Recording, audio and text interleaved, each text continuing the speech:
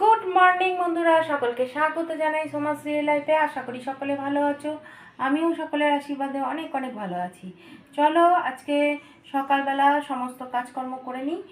আর জানো তো আজকে সোমবার তোমাদের অনেকবারই বলেছি সোমবার আমার সকাল সকাল খাওয়া দাওয়া হয়ে যায়।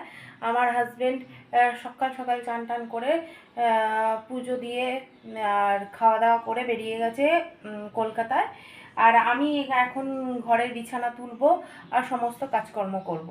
চলো করতে থাকি আর তোমাদের সঙ্গে শেয়ার করতে থাকি। আজ সোমবার। আজ যেহেতু সোমবার, আমার হাজবেন্ড বড়বাজার চলে গেছে। আর বড়বাজার মার্কেটে গেছে। আর সকাল সকাল ভাত, ডাল, ডিম ভাজা করে দিয়েছি, খেয়ে চলে গেছে।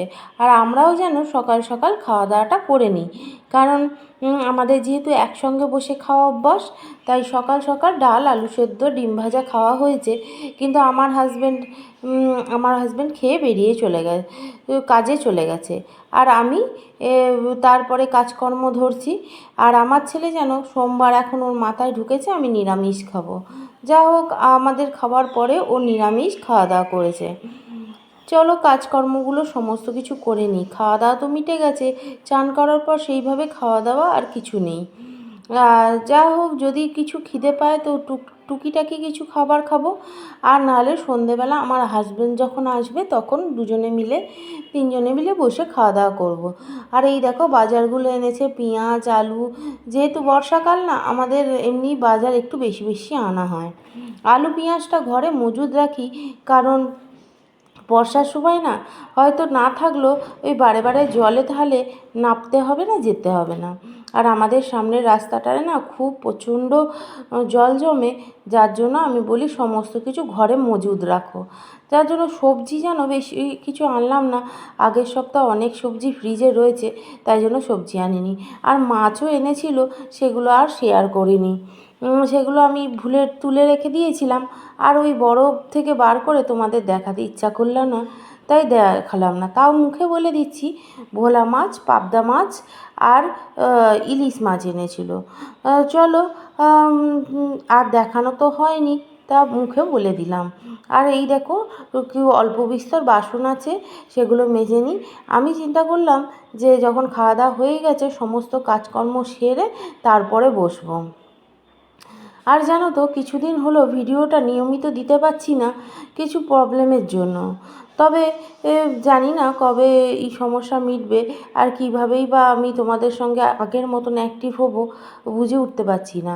মানসিক শারীরিক সমস্যা তো থাকেই, তার উপরে মানসিক সমস্যা ভীষণভাবে জীবনে প্রভাব ফেলছে। যাই হোক, তো জীবন মানেই যুদ্ধ থাকবে, জীবন মানেই সব কিছুই থাকবে। তো এই নিয়েই জীবন। আর এই দেখো, আমার ছেলে রান্নাঘরে ঢুকে এই বরফ ফরফ নিয়ে কি বিরক্ত করছিল। আমি বললাম তুই যা এখান থেকে, ও মুখে বরফ দেবে। আর এই দেখো গ্যাসটা মুছে নিচ্ছি। সকাল সকাল তো সব রান্না বান্না করে খাওয়া দাওয়া হয়ে গেল, বাসন ধুয়ে ফেললাম। এরপরে আর বলো, দুপুরবেলা আর কিছু খেতে ইচ্ছা করে? আবার খেলে আবার বাসন মাজতে হবে, করতে হবে। চলো তাহলে সমস্ত কাজকর্ম আমি ভালোভাবে সেরে নিয়ে একটু রেস্ট নেব।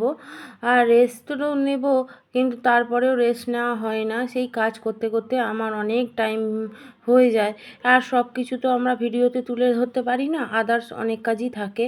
তো যাই হোক, দেখো সমস্ত কিছু করে নিলাম। আর টেবিলটাও ভালো করে মুছে নিলাম। খাবার পরে মোছা হয়ে গেছিলো, কিন্তু তবুও একবার নিজের মনের শান্তির জন্য গুছিয়ে নিলাম। আর এই ঘরটা দেখো প্রচণ্ড ওলটপালট হয়ে আছে। আমার ছেলে এইখানে বসবে, শোবে, আর এরকমভাবে ওলটপালট করে রাখবে। জামা কাপড় সমস্ত কিছু মানে এদিক ওদিক করে রেখে দিয়েছে। আর কি বলো তো, সব সময় না সংসারের কাছে এই মুহূর্তে মাথাটা দিতে পারছি না, আর এইভাবেই ওলটপালট থাকছে। আর বলো তো, কেউ বাইরে থেকে চলে এলে কি বলবে? চলো আজকে গুছিয়ে নিই, যেহেতু সময় পেয়েছি। আর এই সোমবার, তাই জন্য অনেকটা ঝামেলা কম। কাচাকুচি করিনি জানো তো, আগের দিন অনেক কাচাকুচি করেছি। তবে আজকে না একটু গ্যাপ দিলাম কেন, শারীরিক ও মানসিক অবস্থাটা খুবই খারাপ আছে, যার জন্য একটু গ্যাপ দিয়েই কাজ করছি। আর আমার উপর কাজের প্রেশার কেউ দেয় না, আমি নিজের মন থেকে যতটা পারি করি। আমার বাড়িতে সেইভাবে প্রেশার কেউ দেওয়ার নয়, কিন্তু নিজের সংসারকে কিভাবে গোছাবো সেটা আমিই মনে করি। যখন ইচ্ছা হয় তখন অনেক অনেক কাজ করে ফেলি, আর যখন ইচ্ছা হয় না তখন বসে বসে সময় কাটিয়ে দিই। এইভাবেই জীবন চলছে জানো। আর এই দেখো, সন্ধেবেলা আমার হাজবেন্ড এসে গেছে। আমি মনে করলাম একটু মুড়ি খাবো, কিন্তু চানাচুর ফানাচুর কিছু ছিল না, তাই আলু দিয়ে বেসন দিয়ে ভেজে নিলাম একটু, আর একটু পেঁয়াজি ভাজলাম আর চা করলাম। আর মুড়ি ছিল না যেন, খুব অল্প মুড়ি ছিল, তবে এই সব দিয়ে অল্প এক গাল মুড়ি ছিল, সেই দিয়ে আমাদের বেশ সন্ধেবেলা টিফিনটা জমে গেল। আর একদিকে চা বসিয়েছি, একদিকে এইগুলো ভাজছি। চলো আজকে এইটুকুই ভিডিও থাকলো। আর পরবর্তীকালে না আমি ভিডিওগুলো অনেক ভালো করার চেষ্টা করব, কারণ ইদানিং একটু সমস্যার মধ্যে রয়েছি। আর অবশ্যই তোমাদের সঙ্গে আবার অন্য কোনো ভালো সুন্দর ভিডিওতে দেখা হবে।